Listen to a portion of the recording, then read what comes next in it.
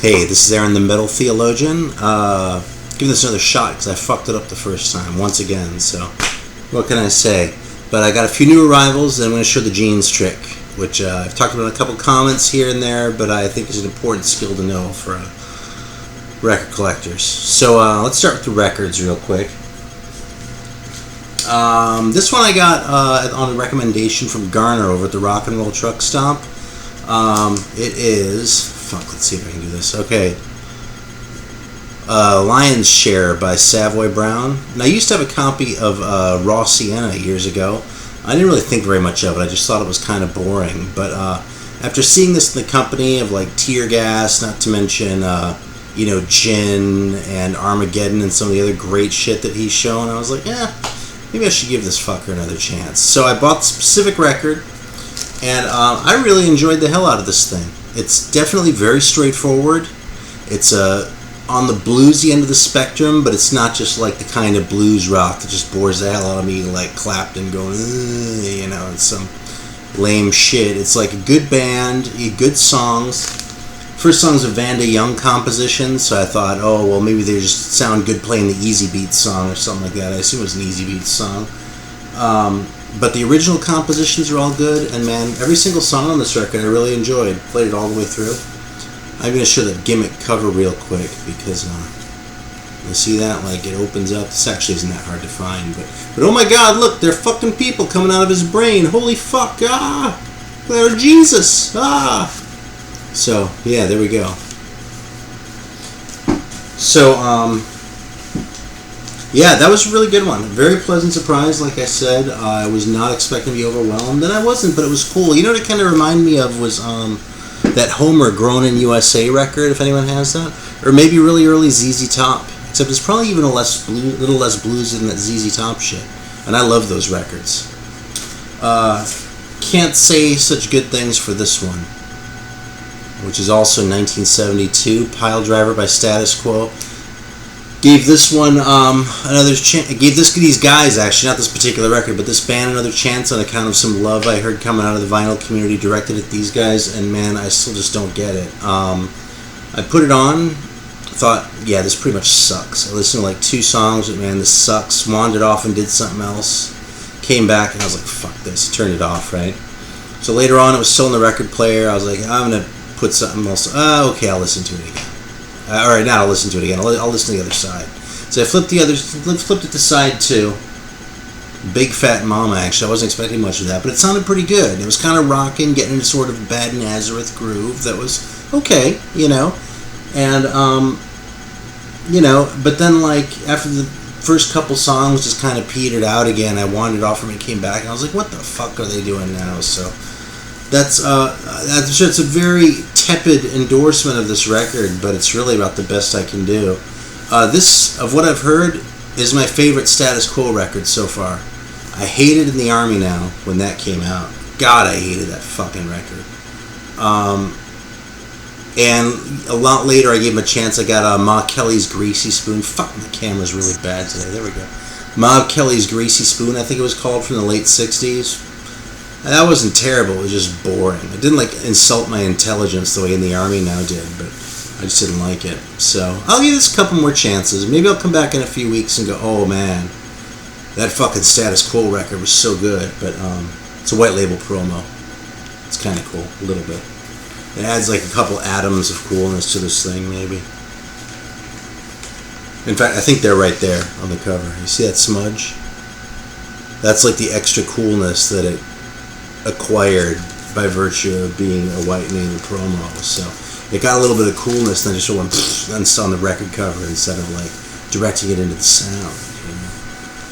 So all right, here's another one. This one came in the mail. I actually got this from Wayside.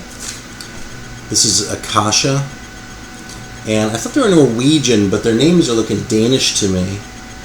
But this is a record, I haven't played this yet, but I remember really liking this from when I had it on CD years ago, and I actually think I also got the CD from Wayside way back then, which is kind of makes me feel a little old, but like psychedelic shit as I recall, but with that sort of Euro vibe to it, and I'm looking forward to hearing it again. This is a record I dug the hell out of. The next one is this one by the Coon Brothers and the Mad Rockers.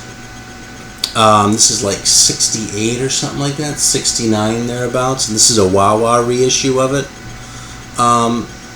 This one I was curious about because these guys are both jazz guys, and Joachim Kuhn specifically was kind of my entree into Euro jazz a little bit. For a while I was collecting stuff on the big Actuel label out of France.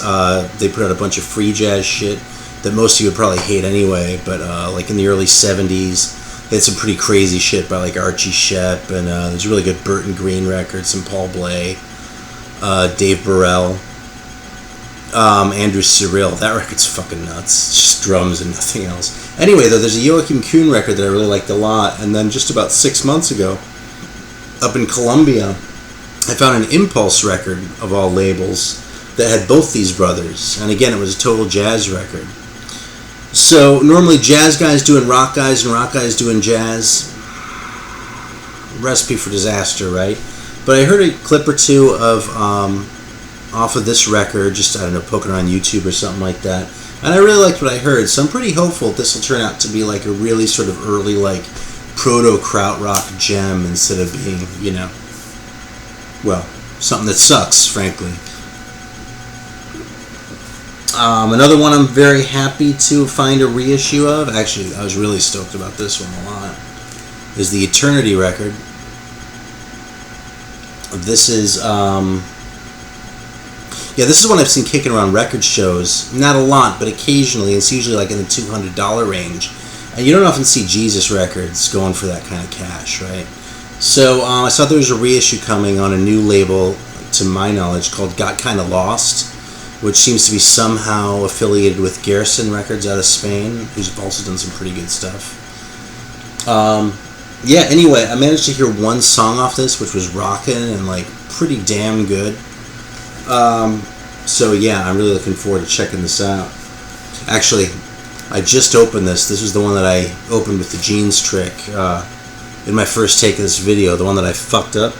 So I had to find another sealed record, which it's kind of a pain in the ass, but I know there are a few more out there, so I could do 3 more takes if I need to, and then I'd probably just be fucked. Not that I fucking have the patience for that shit. There's no way in hell. Alright, last one here from the new arrivals, though. This one just came in the mail as well. And I gotta bust this out last because I am, after all, the metal theologian and not the rock pop theologian. So this is Power Hungry by Victim. God, that's such a corny fucking cover. I heard a couple songs off this and fucking loved it. It looks like a private press, which of course is the sort of thing I geek out over anyway, and it's not very expensive. It's not like, you're coughing up for a Leather Nun record or something like that. So, one thing I didn't notice till I got this, I haven't played it yet, so I can't speak intelligently to the song listing or anything, so I have to just make wisecracks about the cover. But I noticed the guitar doesn't have any strings, so I'm thinking maybe that fucking dude ate all the strings first and digested them, and then he shit them out. And that's what the record was. And that just fucking rocks. And now that it's fucking done, now he's gonna finish the fucking guitar. So, and not just that, but the fucking guy's got a mustache. Look at that shit. Fucking glare. God damn it. God, it's killing my joke timing here. Look at that fucking mustache. Yeah. Alright, so finally, I want to show a little trick here for opening records because, no offense, right? But I saw Renee trying to open one and struggling with a CD corner, and I just watched an episode of Grown Man Record Night where the dude had a fucking knife this long and was going like this. And I was like, Jesus, man, take it easy with that thing. So I learned this when I was working in a record store in the early 90s. And I found another sealed record. Because I do have a couple kicking around. I actually got this about a year ago in Brattleboro, Vermont. More because it was cheap than anything else. But this is the Jesters of Destiny record, the one that isn't all covers. I kind of don't give a shit about this band. I actually like the song on the Metal Massacre comp, so I've almost cracked it a couple times, but kind of never got around to it. For one thing, it's supposed to be a metal record, but have you ever noticed that metal bands don't have plural names? So Jesters of Destiny kind of sounds like a punk band, you know what I'm saying? So, here's what we're going to do, okay? The way this trick works is you Well, I'll just fucking demonstrate it. So let's see. I actually did manage to practice this once. So I'm going to do right here. You'll see I'm wearing jeans. They're black, but they're jeans. And I got to fucking adjust myself here so you can see it in the thing. Along with my fat gut. So here's the record. Now check this out. You see it's sealed, right? This fucker's actually been sealed since the 80s. There might be a collector out there crying somewhere because, oh, are you opening a sealed Jesters of Destiny record? Well, fuck you, because it's not that important a record.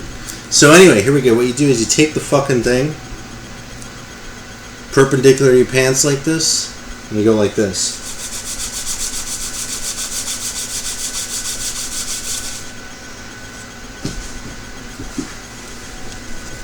And look at that, presto. Can sort of adjust the edges a little bit. You know, it's not going to be completely open, but that gives you a little finger hold, so you can sort of gently open that bad boy up. No like stabbing into the thing. You don't like fuck up the edge here by jabbing it with anything like that. It keeps the opening nice and clean. Yeah, it's the only way to go as far as I'm concerned. If you're not wearing pants, as I often am not, you know, you can do it on your kids' jeans. I do that all the time. You probably think I'm kidding, but I'm fucking not. Hey, come over here. Bend your knee for a sec so I can open my record on your jeans. Yeah. So that's it. That's my words of wisdom for the day. Ha, right? So I just had a birthday, so I'm wise now. Alright, thanks as always. Hope you got a laugh. Take care.